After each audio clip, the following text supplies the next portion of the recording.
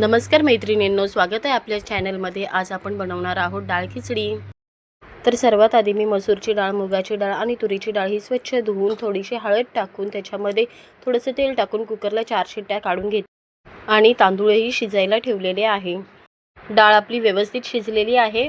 तर एका पातेल्यामध्ये थोडंसं तेल टाकून थोडंसं जिरं टाकलेले, 2 कांदे टाकलेले आहेत, हिरवी मिरची टाकलेली आहे, टोमॅटो टाकलेला आहे। व्यवस्थित टोमॅटो कांदा व्यवस्थित शिजून दिल्यानंतर त्यामध्ये अद्रक लसणाची 1 चमचा पेस्ट टाकलेली आहे, चवीनुसार मीठ टाकलेलं आहे, त्यामध्ये घरगुती 1 चमचा मसाला टाकलेला आहे, रेड चिली पावडर, धना पावडर, जिरा पावडर आणि थोडासा गरम मसाला टाकून हे सगळं व्यवस्थित मिक्स करून शिजून दिलेलं आहे।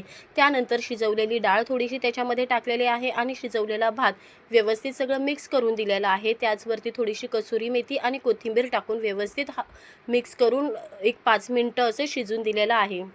त्यानंतर फोडणीच्या भांड्यामध्ये 1 चमचा तूप, अर्धा चमचा जिरं, थोडीशी रेड चिली पावडर आणि थोडीशी ड्राय चिली टाकून असा व्यवस्थित तडका दिलेला आहे।